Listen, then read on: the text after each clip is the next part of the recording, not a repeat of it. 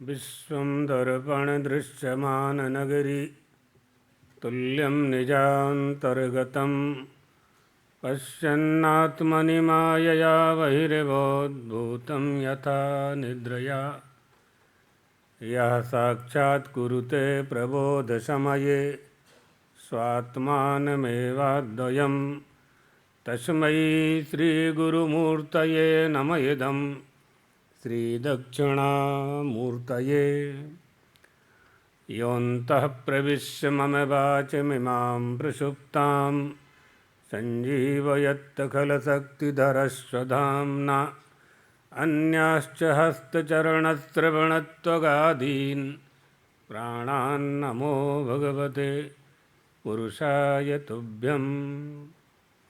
ॐ नमः परमहंसास्वादितचरणकमलचिन्मकरन्दाय भक्तजनमानसनिवासाय श्रीरामचन्द्राय। श्रीराम जय राम जय जय राम।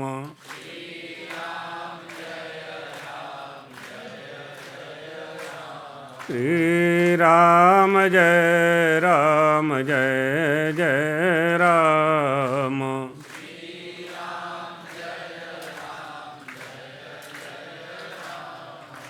श्रीराम जय राम जय जय राम।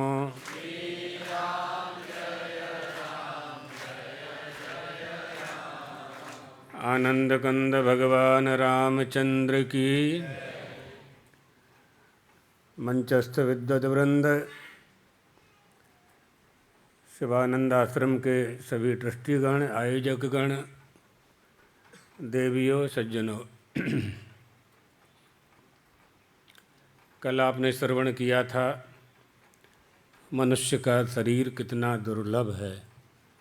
किसी जिज्ञासु के प्रश्न का उत्तर देते हुए विवेक चूड़ामणि का आश्रय लेकर यह बताया गया था कि ये देह कैसे प्राप्त होती है और देह प्राप्त करने के बाद इस देह को क्या प्राप्त करना चाहिए, और जो इसे प्राप्त करना चाहिए उसे प्राप्त करने का उपाय क्या है। यहाँ तक आपने श्रवण किया था। आगे यह बताया जा रहा है कि परमात्मा की प्राप्ति का प्रयास मनुष्य को करना चाहिए।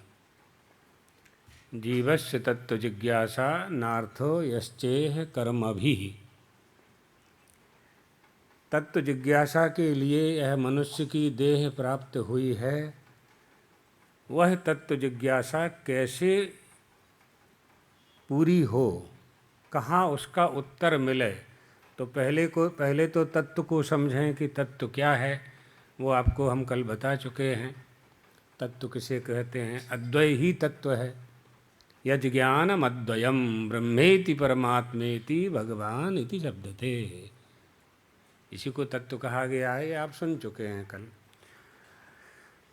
अद्वय की शुभ वासना अगर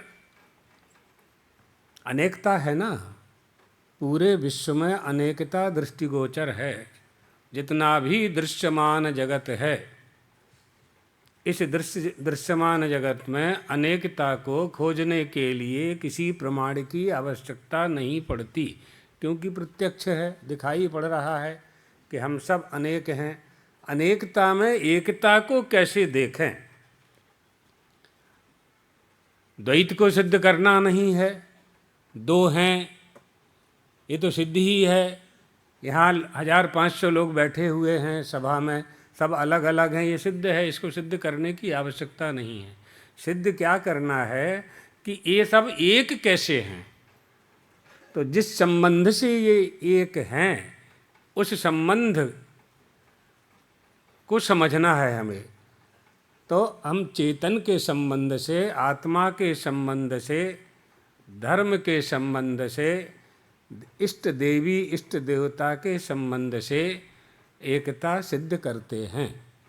यही एकमात्र उपाय है हमारे पास कि समस्त जितने भी देहधारी जीव हैं, सब में जो चेतन है, उस चेतन में जो चेतनता प्रदान करने वाला तत्व है, उसी को परम तत्व कहते हैं। वह अद्वय ब्रह्म है, उसे जानना चाहिए। उसी को जानने के लिए आगे यह बता रहे हैं कि जन्म मेक सतई सदादर योजा भक्त्या समाराधितो। अनेक सैकड़ों जन्मों में भक्त जनों के द्वारा सादर और आदर सहित वेद विहित विधि से अच्छी तरह आराधना किया हुआ जो भक्त है, वो ईश्वर की कृपा को प्राप्त कर लेता है। और इस आराधना की शक्ति परमात्मा ने केवल मनुष्य को प्रदान की है। मनुष्य की देह के द्वारा आराधित आराधना की जा सकती है, अर्थात हम किसी की उपासना करते हैं तो हम उपासक होते हैं, और जिसकी उपासना करते हैं वो हमारा उपास्य होता है। उपासना से हम उसकी कृपा प्राप्त करते हैं या उसे प्राप्त करते हैं। यह प्राप्त करने का जो उपाय है, साक्षात श्री गुरु, वो साक्षात श्री गुरु के रूप में ही प्राप्त होता है। और गुरु के रूप में प्राप्त होकर नयनगामी होकर के कृपा करके आत्मा के यथार्थ स्वरूप का बोध करा देता है। नयन पथगामी भवतु मे जगन्नाथ स्वामी, नयन पथगामी भवतु मे, है ना। जगन्नाथ जी की स्तुति में कहा गया है, महाम्बोधिस्तीरे कनक रुचिरे नील शिखरे वसन प्रासः दान्तः सहज बलभद्रेण बलिनः सुभद्रा मध्यस्था सकल सुर देवा वसरदो जगन्नाथ स्वामी नयन पथगामी भवतु मे। नयन पथगामी, मेरे नयन जिस मार्ग को देख रहे हैं ना, जिसको आप दिखा रहे हैं, वो सन्मार्ग हो। वो सन्मार्ग आप हमारी आँखों में बैठ जाएं। जब आँखों में वह परमात्मा बैठेगा तो जो दिखाएगा वो परमात्मा ही दिखाएगा। परमार्थ पथ का मार्ग ही वो दिखाने वाला होगा। वो परमार्थ पथ का मार्ग दिखाने वाला गुरु है, ये बता रहे हैं। संसार रूपी दुखार्णव से उन भक्तों को तार देने का उपाय बताने वाला गुरु। इसलिए गुरु की वंदना सबसे पहले की जाती है। और इसीलिए महापुरुष संश्रयः, कल सुना था आपने, महापुरुष का आश्रय इस जीव को लेना पड़ता है। मनुष्य की देह को धारण करके जो उस परमात्मा को नहीं जान पाता है, नहीं जानने का प्रयास करता है, उसी को कृपण कहा है, कंजूस। એટલે गुजराती में लोभिया कहवाय छे। वही कंजूस है, वही आत्मघाती है। लब्ध्वा कथंचित नरजन्म दुर्लभम तत्रापि पुंसत्व श्रुतिपार दर्शनम। किसी प्रकार से दुर्लभ शरीर यदि प्राप्त हो गया है और उसने वेदों के शास्त्रों के अनुसार सिद्धांतों को जानने में, पुरुषत्व को पाकर के और जानने में प्रयास नहीं किया है, ब्रह्मात्मैकत्व बोध रूपा बुद्धि को स्थापित नहीं किया है, जिसकी बुद्धि निश्चयात्मिका नहीं बनी है, परमात्मा को प्राप्त करने का प्रयास नहीं करता है, उसी को आत्मघाती कहते हैं, आत्महत्या करने वाला कहते हैं। स आत्महा स्वम विनहंति, अपने आप को मारता है, वो अपने आप को मारता है, उसे जानना चाहिए। ये स्तुति अर्थ में कहा जा रहा है कि यह मूढ़ात्मा आत्मातिरिक्त वस्तुओं को ग्रहण करने में स्वयं को नष्ट कर देता है, लेकिन उसे जानने का प्रयास नहीं करता जिसे जानने के लिए यह मनुष्य की देह प्राप्त हुई है। ये बात बहुत बड़ी बात है। भगवान शंकराचार्य, आद्य शंकराचार्य कह रहे हैं, 4 पुरुषार्थों में से चार पुरुषार्थों में से जितने भी पुरुषार्थ हैं, अर्थ धर्म काम मोक्ष, तो अर्थ और काम ये तो प्रारब्धाधीन होते हैं। अर्थ और काम और मोक्ष और धर्म, धर्म का पालन किए बिना धर्म का फल मिलेगा नहीं। तो धर्म करना आपके ही वश में है। धर्म करने के लिए आप में सद्बुद्धि होनी चाहिए, सद्विचार होना चाहिए, सत्संग होना चाहिए, या पूर्व जन्म के संस्कार होना चाहिए, या वर्तमान में माता पिता गुरु का, अच्छे माता पिता अच्छे गुरु का मिल जाना होना चाहिए। तभी ना धर्म ज्ञान होगा। धर्म ज्ञान कैसे होगा, कैसे जानेंगे हम अपने धर्म को? इसलिए ये कहा जाता है, हम लोग यह बोलते हैं कि सनातन धर्मावलंबियों को, हिंदुओं को, अपने बालकों को धर्म ग्रंथों का अध्ययन कराना चाहिए, धर्म ग्रंथ पढ़ाना चाहिए। दूसरे लोग अपने धर्मों का अध्ययन कराते हैं। हिंदुओं के बालकों के सामने जब वो लोग प्रश्न करते हैं, नास्तिक लोग जब प्रश्न करते हैं तो उत्तर नहीं दे पाते हमारे बालक। क्यों नहीं दे पाते? क्योंकि हम पढ़ते नहीं हैं, हमारे बालकों को हम पढ़ाते नहीं हैं। हमने अर्थकरी विद्या केवल अपने बालकों को पढ़ाई है कि उनकी नौकरी लग जाए, अच्छी पढ़ाई हो जाए तो अच्छी जगह, अच्छे घर में विवाह हो जाए, कारखाने में काम करने लगे, धन कमाने लगे। केवल अध्ययन का उपयोग अपने लिए करना है बस। तो धर्म का पालन कैसे होगा जब तक धर्म ग्रंथों को नहीं पढ़ेंगे? तो धर्म और पुरुषार्थ, परिश्रम, ये तो आपको करना ही है। लेकिन बहुत सी वस्तु आप लोगों को बिना परिश्रम किए प्राप्त होती है। जैसे एक परिवार को हम जानते हैं, कोरोना का समय था, अच्छा समय नहीं था। हमारे देश में क्या, बहुत से देशों में आपत्ति आई थी, रोग आया था। एक परिवार में केवल माता पिता और एक उनका बालक था जिसकी आयु 6 महीना के लगभग थी। वो बालक अभी है, अब वो 6-7 साल का हो गया है। और कोरोना में उसके दोनों माता पिता दोनों का ही शरीर शांत हो गया। नौजवान बालक थे, बड़े सुंदर दोनों, बड़े यशस्वी। और उनकी पास जो संपत्ति थी वो लगभग 100 करोड़ की संपत्ति थी। 100 करोड़ से ज़्यादा ही होगा, ज़्यादा ही होगी। ये बिल्कुल प्रत्यक्ष घटना है।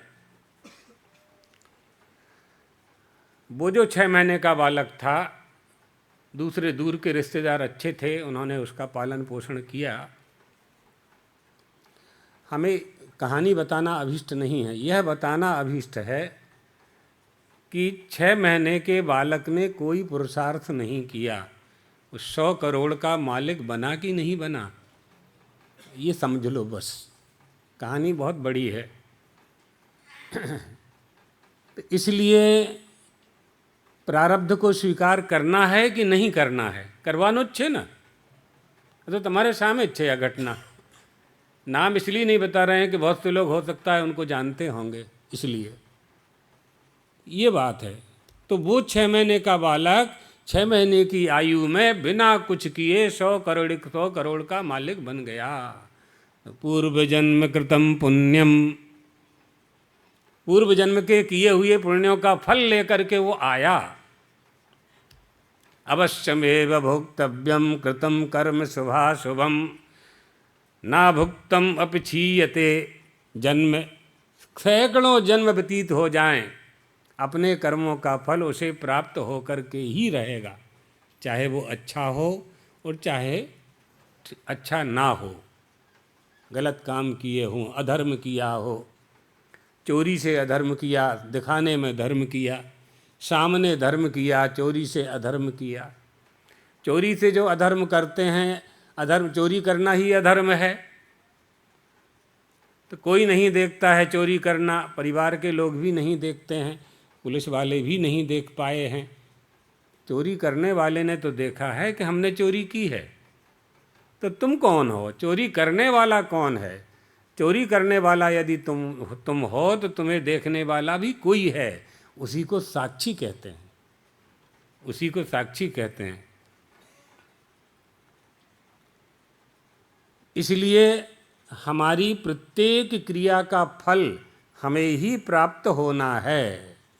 बिल्कुल आपके सामने ऐसा उदाहरण है यह कि कोई इस पर विचार कर ले तो अपनी देह से फिर अच्छा ही अच्छा करेगा। हम जो कुछ भी करते हैं, पुरा धीता चया विद्या पुरा दत्तं च यद्धनम पुरा कृतानि कर्माणि अग्रे धावन्ति धावताः। आप जहाँ भी जाओगे अपने पहले किए हुए कर्मों का फल लेकर के ही जाओगे। जहाँ जहाँ जाओगे, जिस माँ के गर्भ में,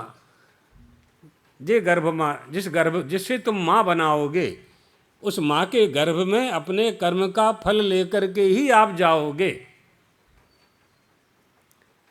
जन्म होगा वहाँ भोगना होगा।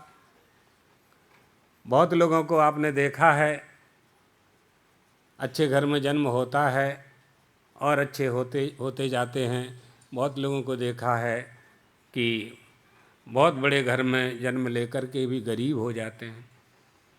अब देखो, वो बालक 100 करोड़ का मालिक बन गया, लेकिन माता पिता के आशीर्वाद का सुख उसे नहीं मिला। माता पिता का प्यार उसे नहीं मिल पाया। 6 महीने का बालक जान भी नहीं पाया होगा कि मेरे माता पिता का चेहरा कैसा होगा, है ना। ये सब, इन सब घटनाओं से हमें शिक्षा प्राप्त करनी है। सब कुछ उसको मिल गया लेकिन माता पिता नहीं मिले। अब यह प्रश्न, बीजा प्रश्न ઊભા થાય છે મનમાં કે જ્યારે એટલા ભાગ્યશાળી હતા તો પછી એના માતા પિતા કેમ ગયા? એટલી સંપત્તિ એના बिना परिश्रमના મળી गई तो माता पिता क्यों चले गए? इनके बड़े बहुत गहन विचार है और ये गहन विचार हमारे सनातन धर्म में है और इनका उत्तर हमारे सनातन धर्म के ग्रंथों में है। हमारे भारत में जन्म लेने वाले महापुरुषों के पास इनके उत्तर हैं। इसलिए कह दिया भगवत पादाब्ज शंकर ने, महापुरुष संश्रयः दुर्लभम त्रयमैवेत देवानुग्रह हेतुकम मनुष्यत्वम मुमुक्षुत्वम महापुरुष संश्रय। इसलिए कह दिया। और उस कर्म का फल भोगने के लिए आप कहीं भी चले जाएं, गच्छन्ति चांतरिक्षे वा प्रविशन्ति महीतले धारयन्ति दिशा सर्वा ना दत्तम उपलब्धते। चाहे आकाश में चले जाओगे, चाहे गुफा गड्ढा करके 1000 फुट नीचे चले जाओगे जमीन में, तो भी कर्म का फल भोगना ही पड़ेगा। जिसने जो किया है भोगना ही पड़ेगा। इस जन्म में, आने वाले जन्म में, उसके बाद वाले जन्म में तरह तरह की जो शरीर मिलते हैं, दूसरे दूसरे मनुष्यों के अतिरिक्त अन्य जो शरीर हैं, वो कर्म फल का भोगने वाले शरीर ही तो हैं वह।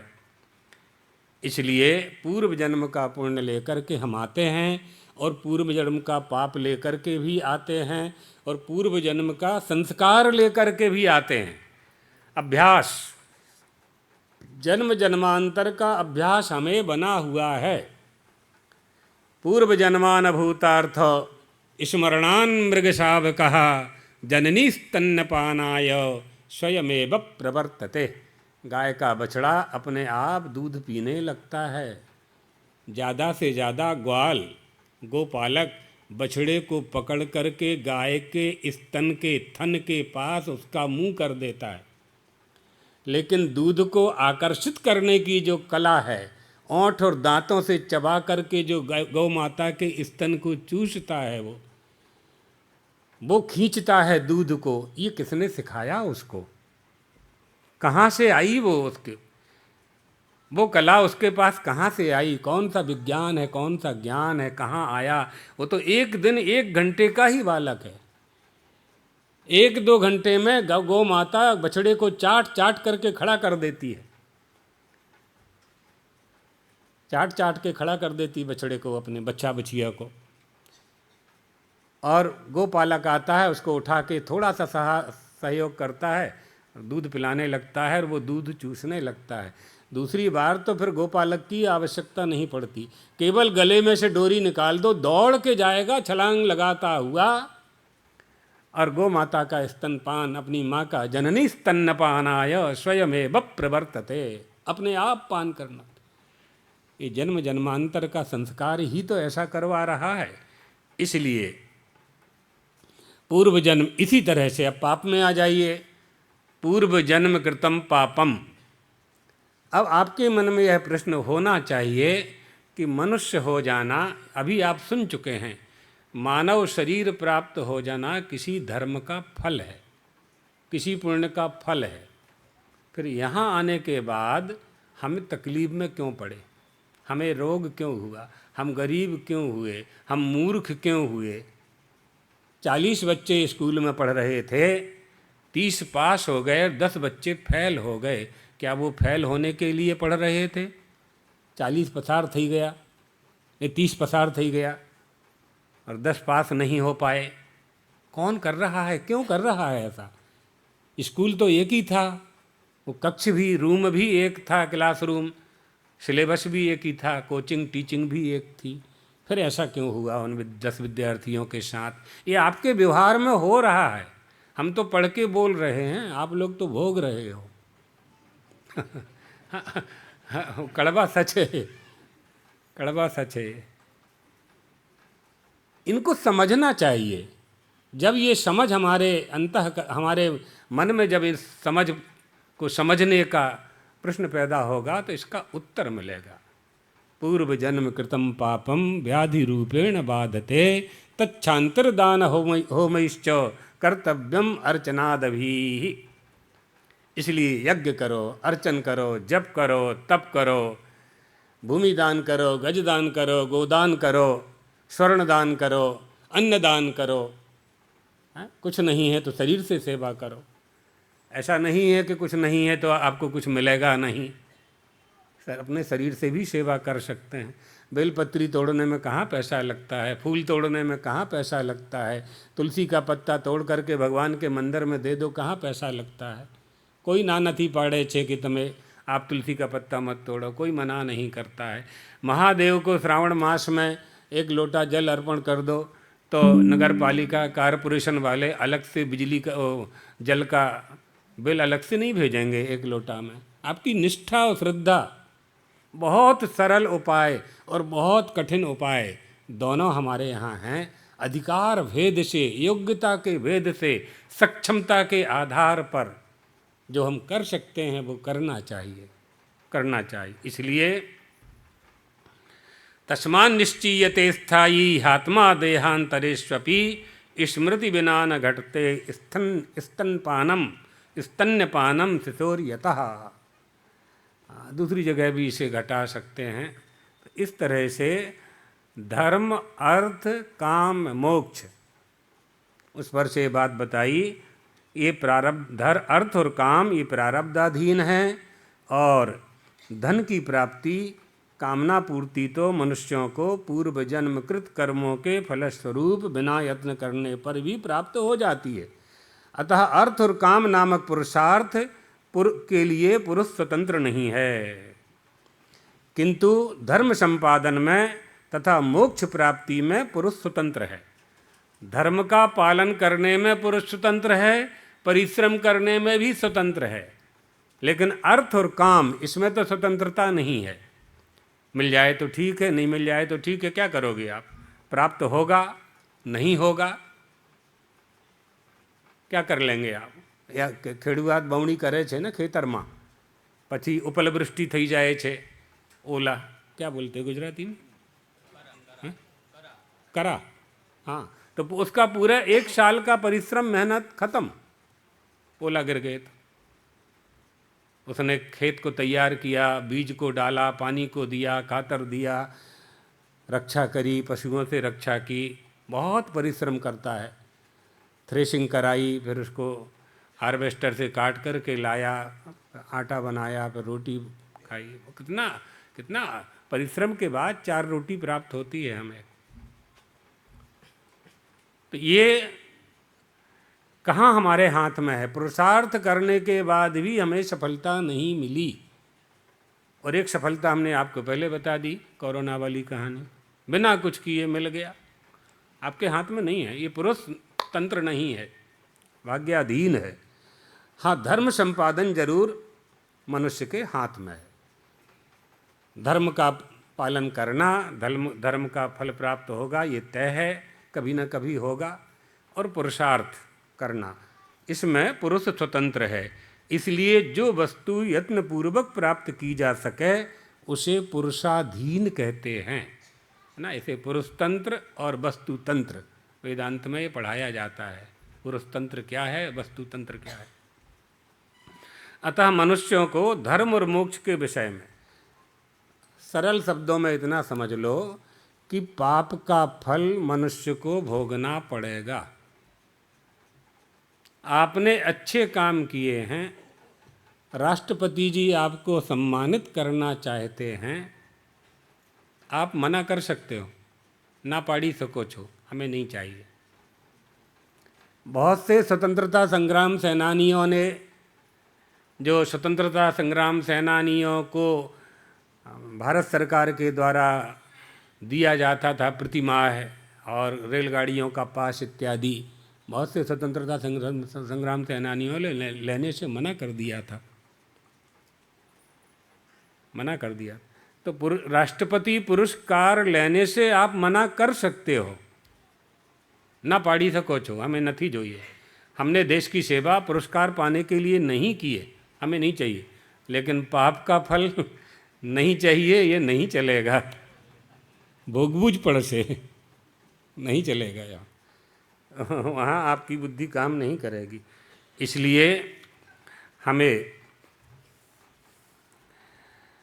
भाग्यवादी कहवानो तात्पर्य શું છે कि मनुष्यों को धर्म और मोक्ष के विषय में भाग्यवादी ना होकर के कर्मनिष्ठ होना चाहिए, यही भी एक बात है। इसलिए कहा जा रहा है कि किसी प्रकार से भी अगर मनुष्य की देह प्राप्त कर ली है, भूतानाम प्राणिनः श्रेष्ठा प्राणिनाम बुद्धिजीविनः बुद्धिमत्सु नरः श्रेष्ठा।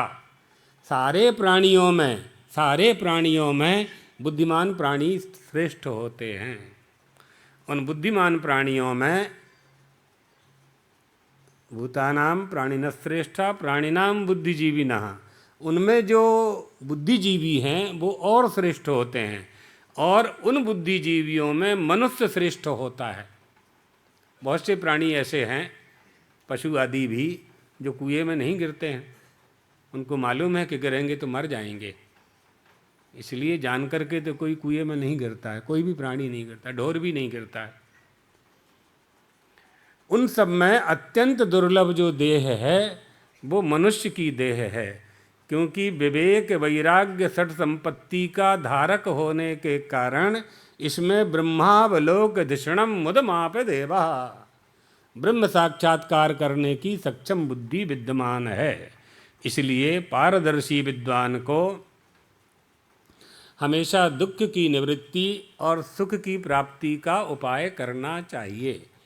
प्रत्येक मनुष्य सुख की प्राप्ति का उपाय करता है। आत्यांतिक सुख की प्राप्ति और आत्यांतिक दुख की निवृत्ति करना इस मनुष्य का स्वभाव है।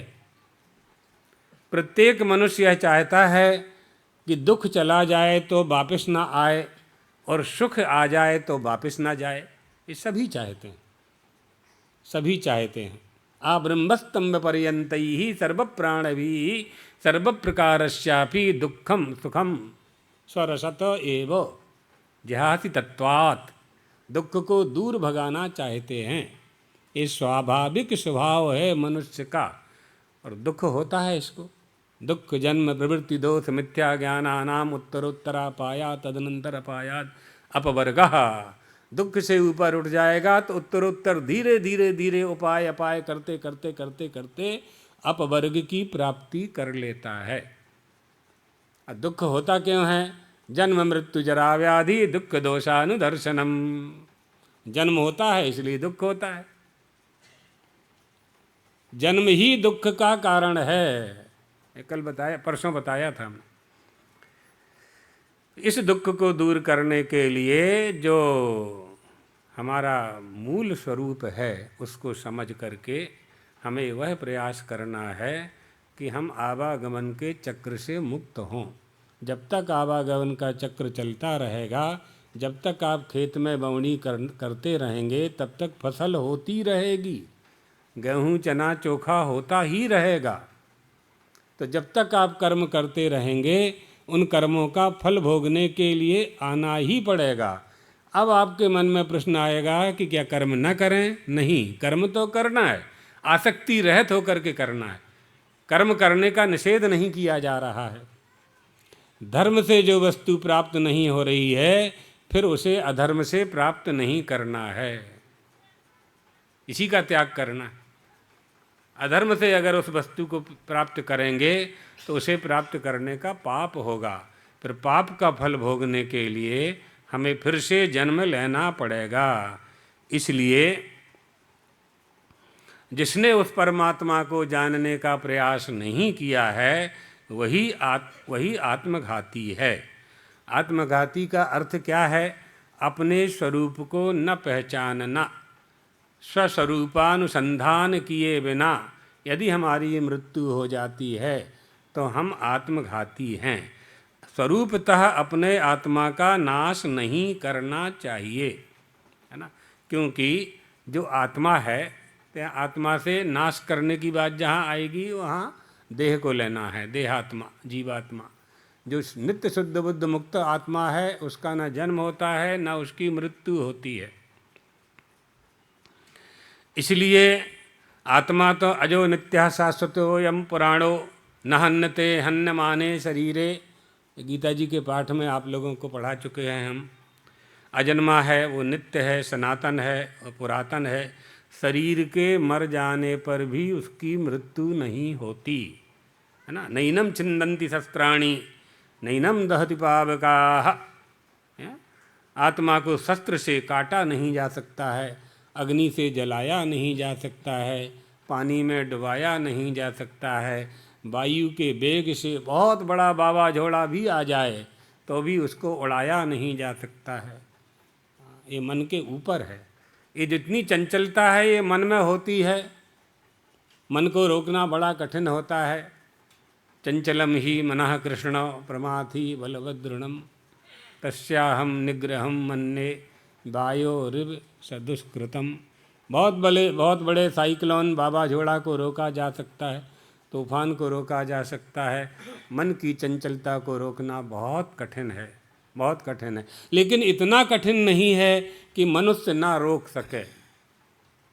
यही भी कहा जा रहा है, शास्त्रों में ही कहा है, मनुष्य ही रोक सकता है और उसे रोकना चाहिए। तो माननीय पुरुष के लिए उस आत्मबोध को प्राप्त करना चाहिए। अगर वह आत्मबोध प्राप्त कर लेता है, अपने स्वरूप को जान करके परमात्मा को जानने का प्रयास करता है। ये सृष्टि है और सृष्टि का संचालक कोई है तो सृष्टि का कर्ता भी कोई होगा, सृष्टि का कर्ता भी कोई होगा। उसे जानने का प्रयास हमें करना चाहिए। पालन संहार करने वाले परमात्मा को हम जाने। एक बिल्कुल अनंत कोटि ब्रह्मांड नायक जो सारी सृष्टि का सृजन भी करता है और पालन भी करता है और संचालन भी करता है। तीनों काम वही करता है। हम और आप क्या करते हैं? भ्राम्यन् सर्वभूतानि यंत्रारूढ़ानि मायया। बस वो घुमा रहा है और हम घूम रहे हैं। डायरेक्टर जो कुछ कहता है, एक्टर वैसा ही तो अभिनय करते हैं। पहले गांव देहातों में नाटक होता था, गामड़ाओं में हरिश्चंद्र, राजा हरिश्चंद्र का नाटक होता था, रासलीला होती थी, रामलीला होती थी ना। तो वहाँ पात्र होते थे, पात्र होता है, निर्देशक होता है जिसको आप लोग डायरेक्टर बोलते हो। तो और पात्र जो मंच पर अभिनय करते थे, दिखाते थे लीला, वो पात्र होते थे। तो बहुत से पात्र पाठ भूल जाते थे। तो जहाँ पात्र खड़े होते थे उनके पीछे पर्दा होता था, पर्दा के पीछे वो निर्देशक होता था, डायरेक्टर। वो धीरे से बोलता था। जब कोई भी पात्र पाठ भूलने लगता था तो ऐसा एक्शन करके वो पीछे जाता था और वहाँ वो पीछे से बोल देता था, उसको याद आ जाता था, आधा बोला आधा उसको याद आ जाता था, फिर शुरू हो जाता था। कोई है, कोई चला रहा है, सत्य असत्य से परे, अतर्क शक्तिशाली, किसी सूत्रधार के विलास मात्र से स्वप्नमय जगत के रंगमंच पर प्रत्येक व्यक्ति अभिनय कर रहा है। प्रत्येक व्यक्ति अभिनय कर रहा है, प्रत्येक व्यक्ति नाटक कर रहा है, नौटंकी कर रहा है। तो कर रहा है तो इसका मतलब है कि कोई करवा रहा है, कोई करवा रहा है, उसी को जानना है। पूरी धरती उसने मंच बना रखी है। जैसे शिवानंद आश्रम के हाल में ये मंच बना है ना, 40x30 का, 20x30 का, तो इस पर बैठ कर के सत्संग हो रहा है। अभी भजन होगा, आप सुनेंगे, वेद पाठ होगा, या फिर कोई दूसरा रामलीला रासलीला कुछ भी होगा। तो मंच का यही उपयोग है ना। पूरी धरती को उन्होंने मंच बनाया है, परमात्मा ने, अखंड ब्रह्मांड नायक ने पूरी धरती को मंच बना दी और खुद स्वयं निर्देशक बन गए हैं। और 1,40,00,000 भारत की भूमि के मंच पर उन्होंने पात्र बनाए हैं। वो नचा रहा है और आप नाच रहे हैं। सो नाच तो रहे हो, नचाने वाले को जान नहीं रहे हो। जान जाओ तो नाचने का मजा आ जाए।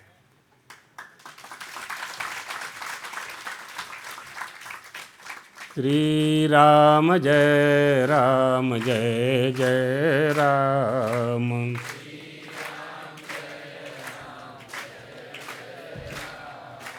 श्री राम जय राम, जय जय राम।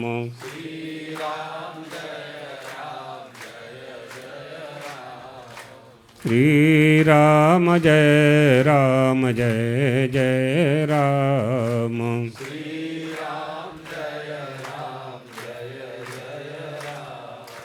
धर्म की अधर्म का प्राणियों में विश्व का, गौ माता की, द्वारकाधीश भगवान की जय हो। हर हर महादेव। बोलो धर्म सम्राट जगत गुरु शंकराचार्य भगवान की जय हो। जोरदार तालियों स्वागत, अभिनंदन।